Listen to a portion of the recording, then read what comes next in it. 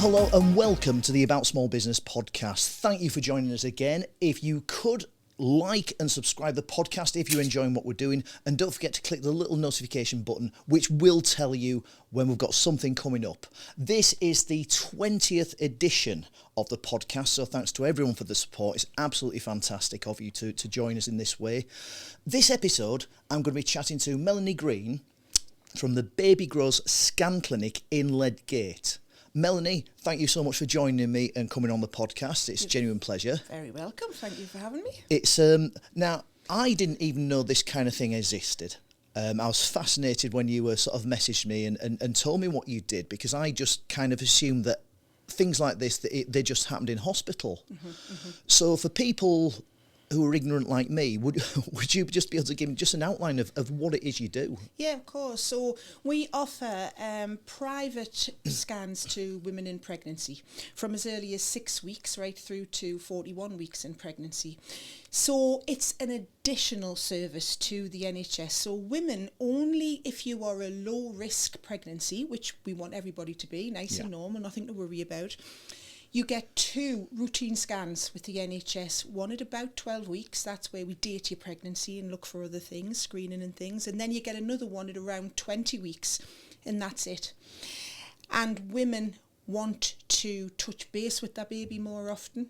They want that reassurance in between those NHS scans, and that is where this kind of service comes in. But we also do, as well as that reassurance, which for me is the best thing about it, that's what I like to do, these reassurance scans where it's not about the nice pictures and it's not about the teddy bears, it's about checking in with your baby and giving mum that reassurance that all is well. And we do, so we do these 2D scans, the 2-dimensional scans, which you may have seen, the little black and white picture, even for people like yourself who don't really know about this. But then we also do gender scans, so women in their families want to find out the sex of their baby, earlier than they would if they were going to the NHS.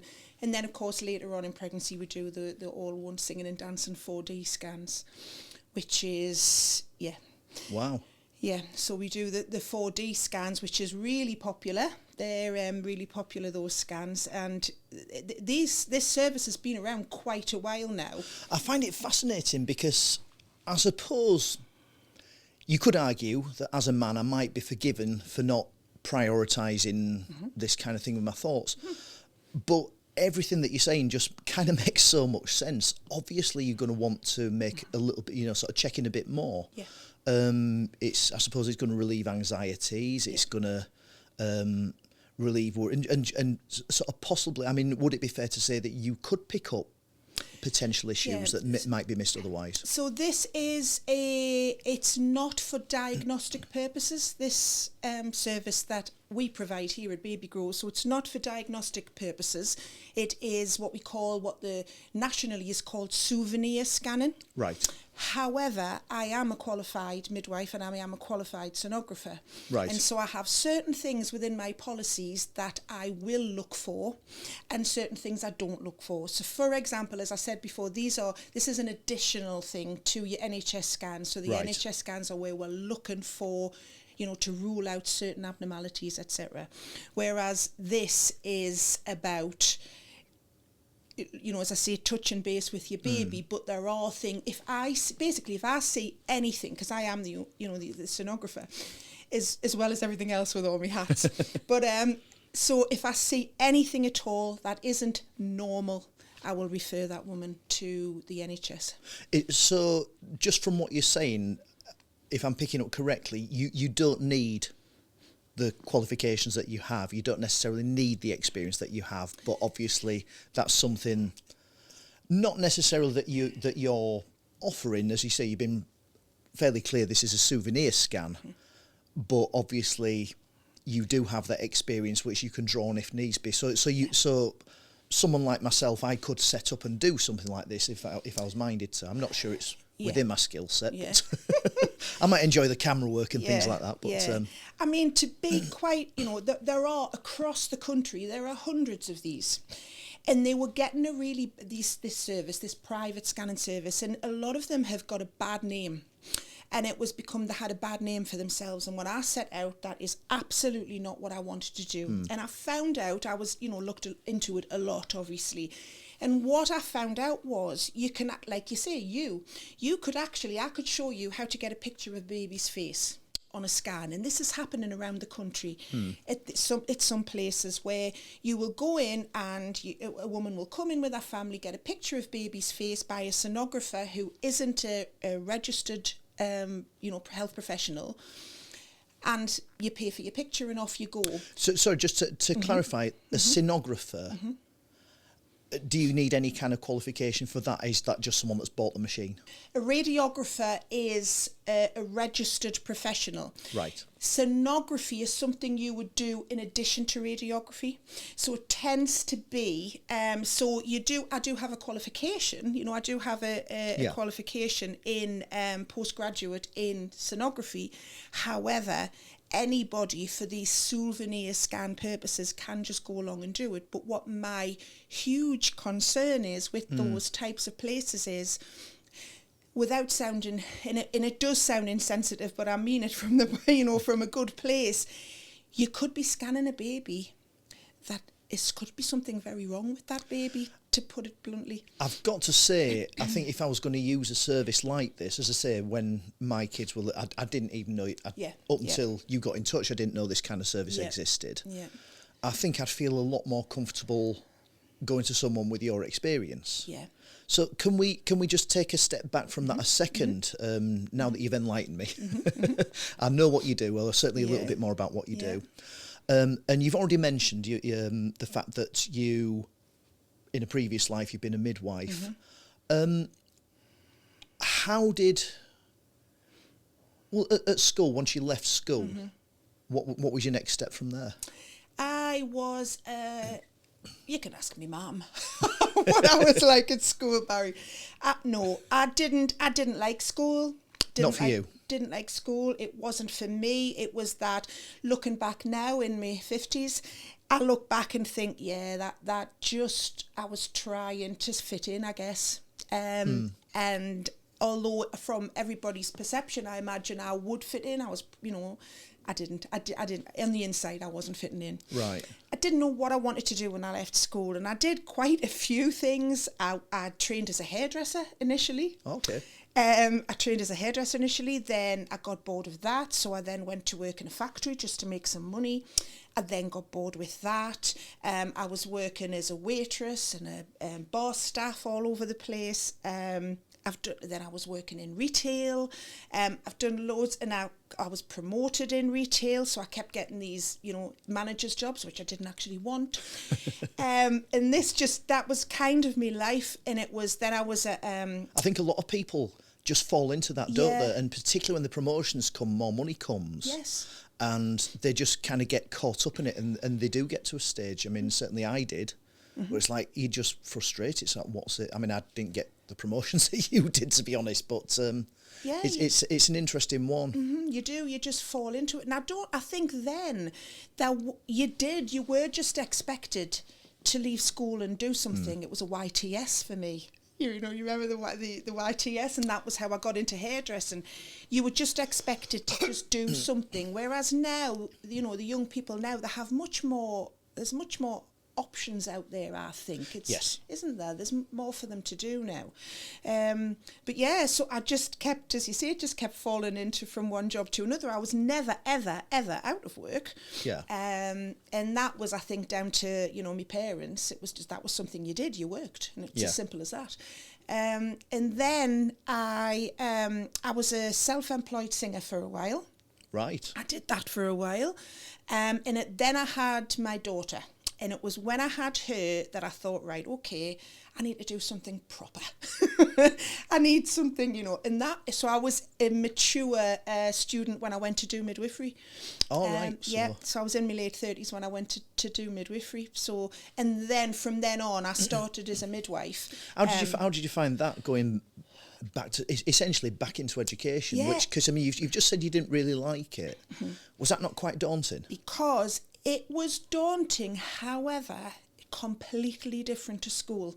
So going back into education as a 30-odd-year-old, I had to do an access course first because I didn't, I had my GCSEs but nothing flash, and I was a mature student, hadn't done anything for years, didn't have any A-levels or anything. So it wasn't the academia that was the problem with school, it was the social aspect of it. Okay. It wasn't the academia. I was fine. I didn't really try.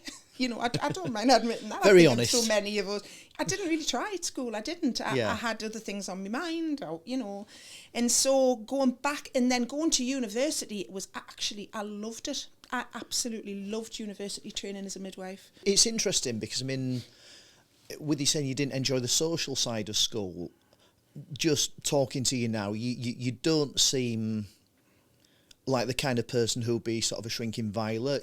Sort of quite a vibrant personality, and sort of quite a warm, friendly person. And I'm just interested that's why you didn't like school. You didn't try. It's just. And you're absolutely right, and that was what I said before. From the outside. People, and I think isn't that the case for so many of us? People see a person. Is that really who that person is? And I think it's only now in the last 5-10 years that I'm really starting to work out who I am. I didn't really know who I was, and now I know who I am, and I have so many, like we all do, I regret many things I've done. I'm also very proud of many things I've done. But when I was at school, like I say, people would never in a million years and wouldn't now have thought, well, she's really suffering from anxiety today, or she, you wouldn't think that. You just kind of had to shut up and get on with it, didn't you? Yeah. Which I think you did. Some people still think that we should, but I think that's a shame. It's like, it's certainly not something I would advocate. No. Wow. So you're then at university, and it sounds like you're thriving there, really enjoying it. I can kind of relate to that as well. I went to university straight from school. And now it's funny because I was chatting to my wife the other day. I don't think I really fully appreciated it. I was treat it as a big party. I did what needed to be done. Never handed an essay in late. Didn't go to all my lectures, but I did what I needed to do, and I didn't treat it with the respect that I should have done. In fairness. Yeah. I retrained as a teacher in my early 30s, so similar to yourself. Yeah. And now I still love the course, but I got so much more from it because I think there was more of a sense of purpose there. Is that what you felt? Yeah, absolutely. It was, going into it as an adult, as a married woman and a fairly new mother. My daughter was 10 months when I went back to, because it was either I go back to, find something else to do, or this is what I do. You don't pick the easy path then, do you? No, but I get, it was one of those things, and I have this conversation with young mothers all the time. I meet a lot of young mothers, obviously, and I have this conversation, when is the right time to do anything? And that isn't really, there isn't a generic right time. You've just got to do what feels right for you. That's a cracking piece of wisdom there. At the time, there's never good. I suppose even for having kids. Well, exactly. Because we put off having kids. My decision, because I was just anxious about the fact how we're going to afford kids. Yeah. And the honest truth to that is, you're not. Yeah. You're just going to kind of manage it. Yeah. And I think what you say is correct. It's like, if you can do that. Yeah. Amazing. Yeah. And I did have so much more respect for it, and then I knew, of course, I was training to be a midwife, so you did 50% in uni and 50% in either the hospital or community or whatever. Placement, yeah. So it wasn't all just classroom, in the lecture hall. It wasn't all like that, which was good for me because I think from what I've been saying about everything, I get bored. And it's not because I don't enjoy what I'm doing. Doing that half was good for me. It does make a difference. Because it's interesting sort of listening to you and like sort of from your attitude to school. And I think I'm finding a lot of this with entrepreneurs. Some people, they just kind of get on at school. I enjoyed the subjects that I did. They weren't all necessarily terribly practical. I've managed to make sort of practical use of some. But a lot of people just get bored. They're not inspired at school. And I think that's again, such a waste. It's like if we can, the more people we can inspire at that young age to go on and do. And I mean, in fairness, as you've proven, you've got there, you know, we've got there, and it's never too late, but the time's never right, apart from when you perceive it to be so. Exactly, absolutely. And that is what it is. It's literally what it is. The time is never right until you just think, oh, I'm going to do this now. This is because I want to do this now, you know. And that's a thing I always say, you know, I tell my daughter, you know, all the time, never be scared of something. Don't do something because you're scared of trying it. Don't make that a reason not to do it, because to do it and fail, and I know it's, you know, it's such a widespread saying, but to do it and fail is so much better than to not try. I think anyone that's not failed has never learned anything. No, absolutely. Or they've either they've never learned anything, they've never done anything. If you know, you've got to fail at something. Some things have got to, and you've got to have those down things to appreciate when it goes right. Absolutely. I think it is interesting. Just as with us being a similar age, and with that reflect, and you get to a point in your life though, don't you, where it's like, I don't actually care. Yeah, absolutely. Any of these people that I'm worried about, chances are no one's really thinking about us anyway, because they've got their own thing going on. Yeah. And then it's that point of, well, you know, they're not responsible for my debts, looking after my kids, putting a roof over my head. Yeah. It's down to me, the people I live with. And I think you get that thing sort of as you start to, you know, it starts out kind of in your 30s. Some people may be dead mature in your 20s. That wasn't me. Me either. It's but no, it's kind of like, you know, there's no, you know, there's not a set guide. You know, there's nothing stopping people. No. It's interesting actually. Sort of a lot of the sort of podcasts I've been listening to that are talking about people getting financially successful. Yeah.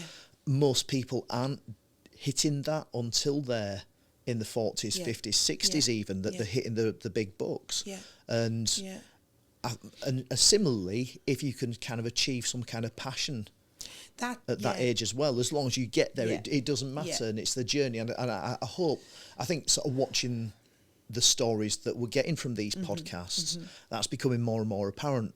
Yeah, I'm speaking to people, you know, in the 50s, 60s that have led an incredible life. But similarly, I've spoken to a couple of sort of people that are in the 30s that are just nailing it, and really breaking forward. And it's interesting, like I say, just interesting. Like sort of you, similar to me, you've had that sort of thought, I need to do something right. Here we go. I've got a 10-month-old child. I can't think of. I can't think, if I was going to pick a time, I can't think of a worst, you know, sort of time where you've got all that extra, you know, as a new mum. I mean, hats off to you, but you've done it, and here you are. Well, it was at the end of the day, without sounding, I don't know, I did it for me, but it was for her. Like any parent, don't you? You do it for them. Ultimately, it's for them. As soon as you become a parent, doesn't everything change? You know, your whole outlook on life, everything changes. And so I could have waited a bit longer. I think 10 months was it, but that was when the access course started, when she was 10 months. So, if I don't do it this year, I'll get dragged down some other... It's just seizing that opportunity then, isn't it? It was. And so that was why I did it. And midwifery is very, very difficult to get into. Very difficult. Though I think there was only like 27 spaces on the course or something like that. But I got in first time, luckily, which was brilliant. So I thought, I've got to just do this now. And why midwifery? Why did you choose that? I always had this. That was one of the things I'd applied for many, many years ago. Was do you remember when Shotley Bridge had? I think they were called domestics then, and it was I even applied for that when I was like 19 or something. I've tried for everything, and I always knew I wanted to be in a caring role. Right. But nursing never ever appealed to me, and I'd never even considered midwifery. Never considered it. And it wasn't having my daughter and seeing people, you know, being in labour. That was because a lot of people say that. It wasn't that at all. It was that I knew I needed to do something, like as I say, a proper job. Yeah. And I wanted to be in a caring role, but nursing wasn't for me. And so I was reading through kind of what could I do. I thought, midwife, and I read about, you know, the midwife. That's for me. And so I did. However, so I qualified as a midwife and I worked on labour ward for a couple of years when the opportunity came in to go into the antenatal department. Right. Which I did because I really love midwifery. I miss delivering babies, but for me, it was the antenatal care. It was about being with the women, not necessarily the baby. That's interesting, actually, yeah. And so that was why I went into the antenatal pod. And then the opportunity came up to learn to scan. So I said, right, I'm going to do that. And I love that. That's where I'm happy now. That's me thing. I found it. Right. In my professional life, I found it. How long were you in this? So I was because I'm still a registered midwife. So I'm still registered. And I still work on the bank at one of the NHS trusts. I do the odd shift at one of the NHS trusts. But I'd only been qualified, I think, about 3 years when I started training as a sonographer. So I'd only been a qualified midwife for about 3 years. But there's a lot. But we are midwife sonographers. Right. You know, that's what the people who train us to scan are midwife sonographers. Yeah. So it's all kind of part of this, essentially a broad role. Yeah. With a number of different skills. Yeah. And then you started enjoying the scanning more. Yeah. And speaking to the women. Go on, sorry. No, just that is it for me. I've realised that, and especially since I've been here, we've been open. We opened this 2 year past December, and it's been with the women. And it sounds so corny, but midwife means with woman. That is the literal meaning of midwife, and that does sound a bit corny when I say this, but that is where I get my satisfaction from, you know, talking to the women. A sort of camaraderie, just sharing your being there for them, experience. You've been through it, delivering it. I mean, and I do take my hat off to any midwife, and I've been present for the birth of both my children, and it's horses for courses, and that's definitely not one for me. Yeah. But certainly I know that the people getting involved in that, I mean, I think with a lot of public service roles like that, money's always subjective, but it's not something that you necessarily go into thinking I can earn a fortune, is it? No, it isn't. No, it isn't.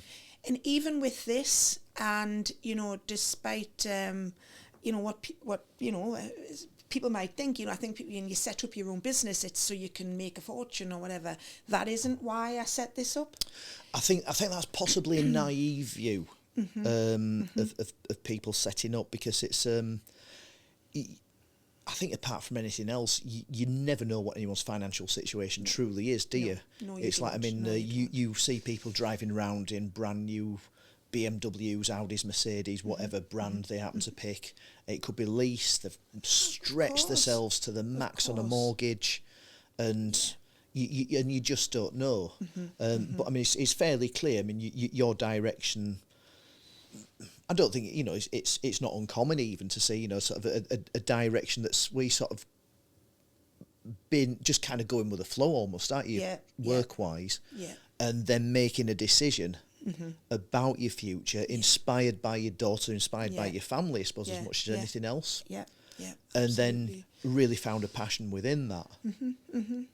Which is amazing. And I think that is kind of, doesn't that answer what we were talking about before when we say the time, there isn't a right time, it's when the time feels right for you. Yeah. So, you know, and so choosing that path, never thinking that I would find, never thinking in a million years I would be sat here today.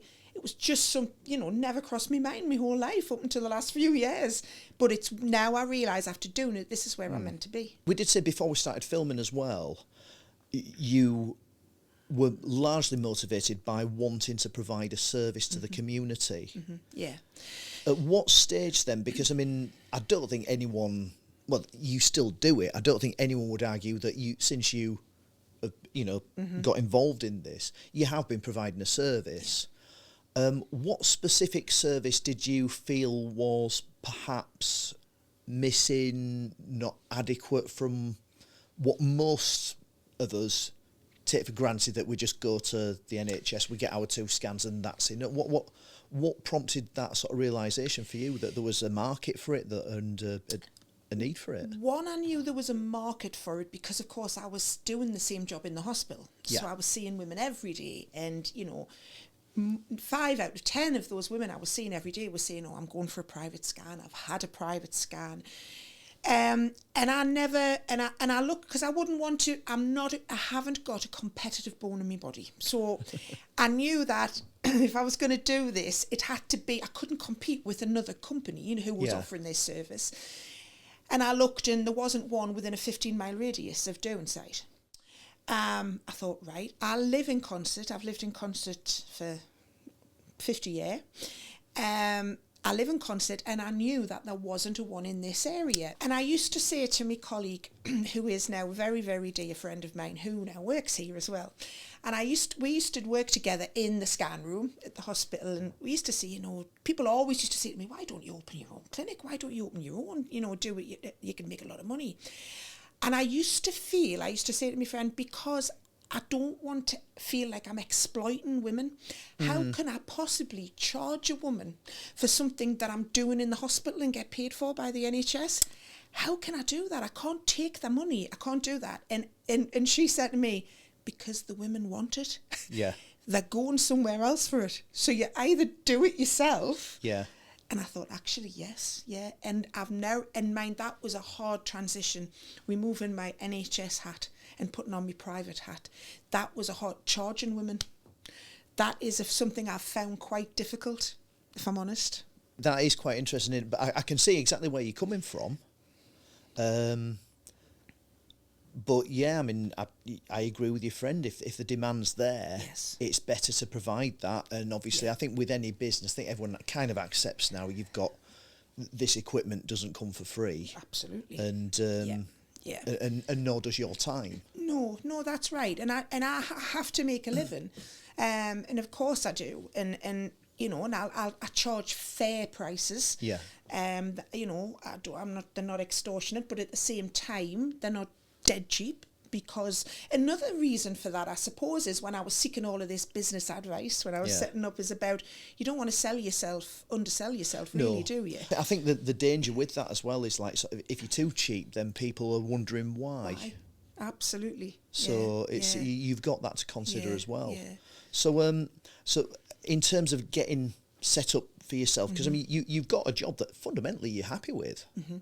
And I think that's quite interesting, because I mean, for me personally, I was starting to get really frustrated with teaching and started getting to a point where I wasn't happy with it. There were the changes, the fact that pupils were being treated as numbers on spreadsheets rather than complex individuals that required a human being to help them.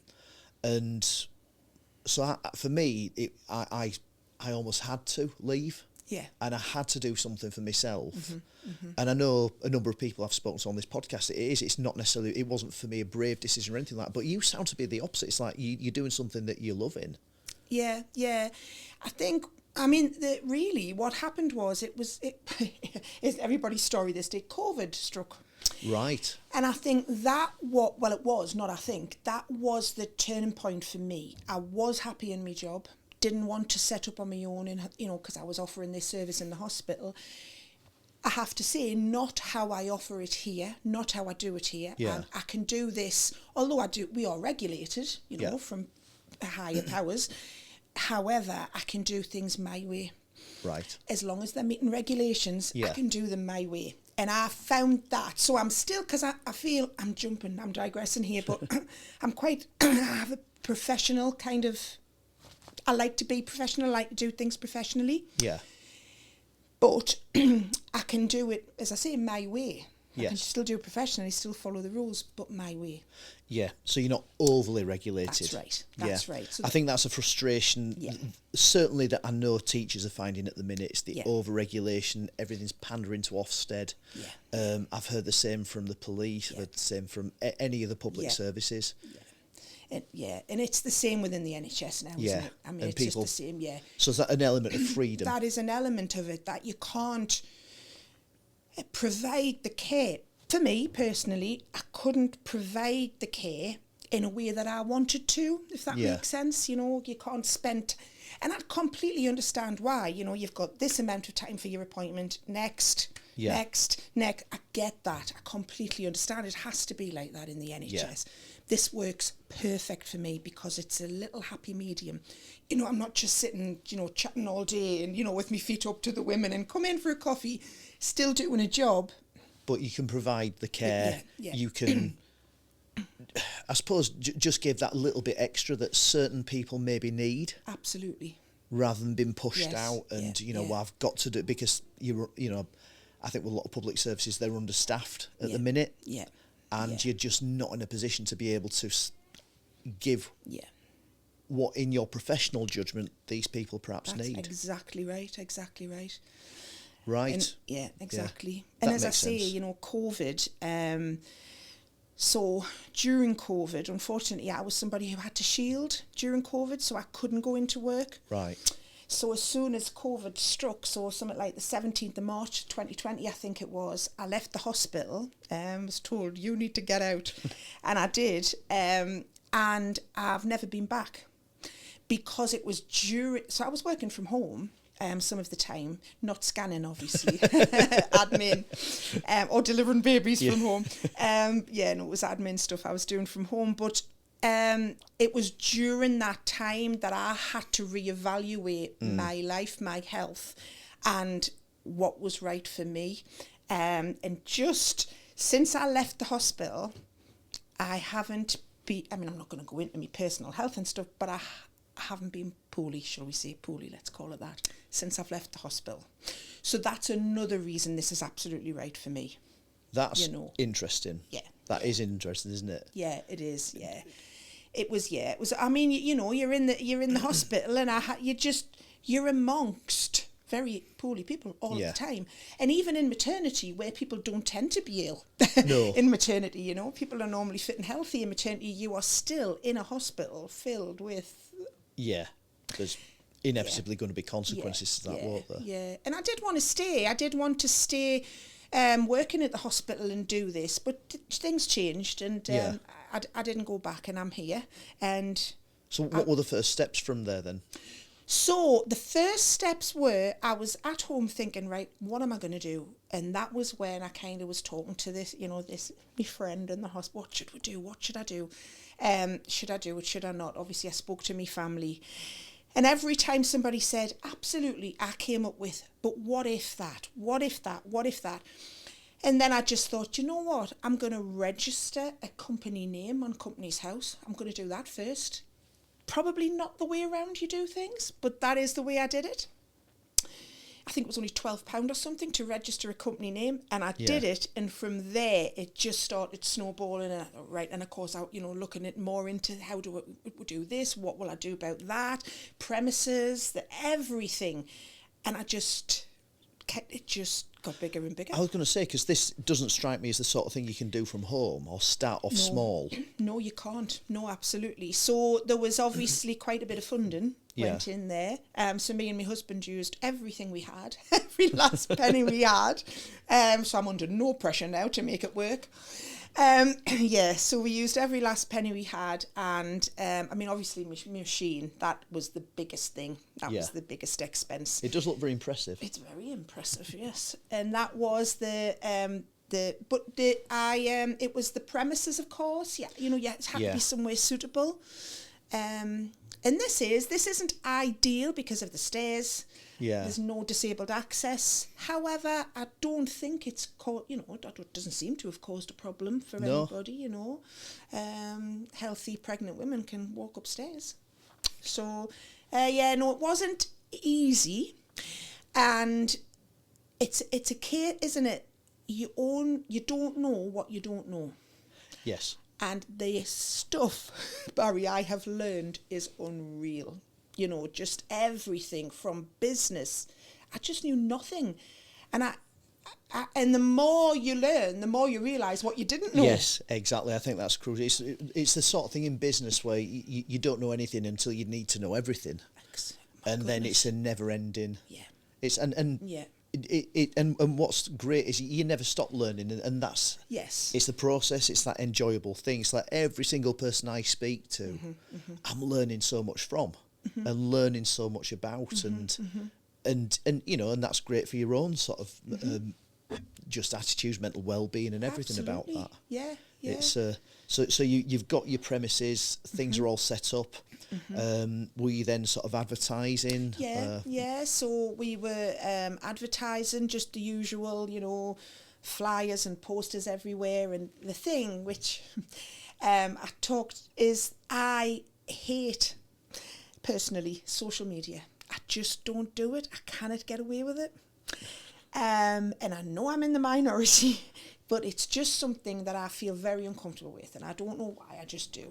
It's interesting. A lot of people I'm speaking to are saying exactly the same thing. Yeah. Maybe we should create some kind of forum between all these people who you're interviewing to see how we can, and that is obviously a huge part of advertising. Yeah. And I do really struggle with it. So I had to open a personal Facebook account, as you will know, to get a business page. Oh my goodness, I tried really hard to engage for a few months, and now I don't engage at all. I find it so difficult.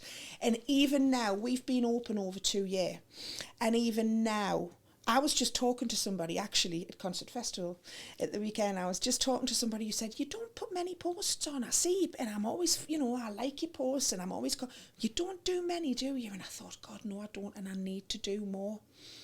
It's an interesting one. Some things work well on social media, but if the business is coming in through other avenues, I think the crucial thing is adapting to change. Yeah. Because for me, in my work with schools, when I first started out, I could get a list of every school in the country, and I would just send, like sort of CC them all in and whatever. Yes, yeah. And those emails seem to get to the right people. Now things are so tight, and teachers are getting so many emails, and and even when you try to arrange, and like I was saying to you, I try to arrange some free events and things, and then just people aren't hearing about it, and then they're getting upset when they're not included, and it's because the email hasn't got through. Yeah. And it's just about that adaptation, I think, to how things are going. But it's... I must be doing something right on social media. I mean, somebody commented, that it looked like I was a real ad. Because, once again, there's stuff I've had to teach myself, even just about putting posts on Facebook and Instagram, for goodness sake. But I'm learning, and I'm getting there. And I must be doing something right. But what I always said was, when I started it, I don't want to be some, and I mean it, overnight kind of success, if you like. Yeah. Because this is the type of business people need to get to know the quality of the service that we provide here. Yeah. And, I look around at what other companies are doing. And from the offset, I've it's never crossed my mind to say, well, maybe we should be doing that. Because I have my own set of values and about what this clinic should be about, and it's just never changed. And that hasn't been a conscious thing. I just who I am. If I believe something, I believe it. Yeah. If I have a value, I have it, and I don't move from it. And that is why. So my point is that most people we get now, they're coming on recommendation. Yeah, I mean, that's if you can get that, once you've hit that, it does kind of come in. I think with a lot of the social media side of things, it's like sort of with the buskers, we have been going for 16, 17 years now. Most of our inquiries are coming through Facebook. We're very rarely, we don't advertise. You don't need to. And but that's worked well because of how it is, and it's there's a big community element to what's going on there. With other things that I've done, they're just not taking off on social media, and I think it's about finding that avenue that works for you. I think, and it is I do suspect that because you're not the first person to say to me they need to be more active on social media.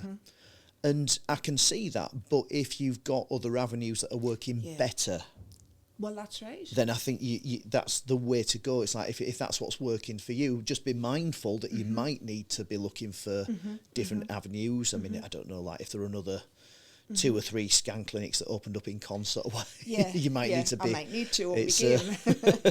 Yeah. But no, I mean, it sounds, you know, if you've got the word of mouth, I mean, that's what every business wants, isn't it? You're providing that service, you've got that right price point, and it's working. Yeah, and we really have. I mean, our reviews from day one, and we're still getting them, are just outstanding. Like, I can't thank people enough, because everybody these days, everybody you buy from wants a review. You know, don't they? You email receipt, and with it, will you please? Everything nowadays.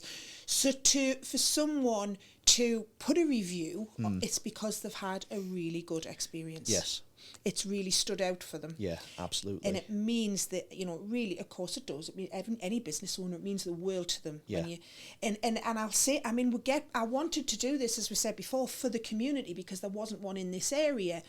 And I'm local, and, there wasn't. However, it's actually far more widespread than I ever thought it was. We have women coming from, we have somebody coming from North Yorkshire. All right.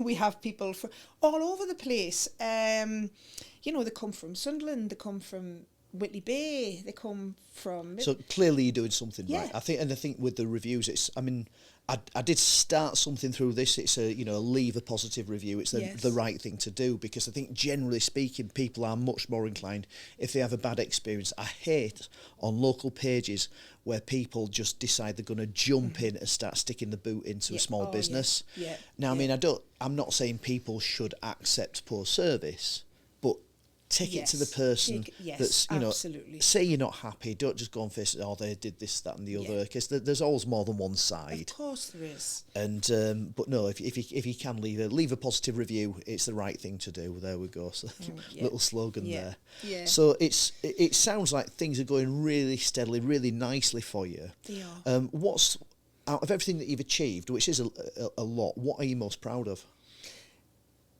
The way the women feel when they leave. They feel cared for. They feel like I've taken time to listen to them. Yeah. And that I do genuinely listen to them, and that they have got the time, and dads as well. And families. It isn't just about the woman, and it's the whole experience. I think I've got on my website somewhere, because it's not just a scan, it's an experience. Yeah. It's interesting you're saying that, actually, because, from a dad's perspective, you often do, in that situation, feel quite helpless. Yeah. Because it's not something anyone ever talks about. I can assure you, in groups of blokes, of course, that topic doesn't really come up very often. Yeah. And it is just one that I think, there maybe are more open-minded liberal people than me out there that love to talk about that sort of, but for me it's just not really very because we can't fix it, we can't deal with it, and yes, I can imagine that you do make the dads at ease. So the midwives that I experienced, they were brilliant with me. And it is a big part of it. So your big thing, I suppose, is all that feedback that's coming back. It is. That's letting you know that you have achieved in what you set out to do, and provide that service, make people feel better. And that's what I'm most proud of. And the amount of women who say to me when they come back, or in a review, or they say it to someone else, and then I get to hear, is they were anxious when they came, they were nervous, didn't know what to expect, it was their first baby, very anxious, and I made them feel at ease, and that really, really makes me happy. Satisfied. I can tell by looking at you the sort of you. Oh, it does. Am I getting a bit emotional? You seem to be. No, I mean, I think that's fantastic. And it's exactly the sort of person that we want doing that kind of service. So, what's the future hold for you then? The future, we've been open, as I say, just 2 years past December. I would like to think that we can stay here for 2 or 3 more years, and just offer, provide, not offer, because we do offer, provide the service to more families.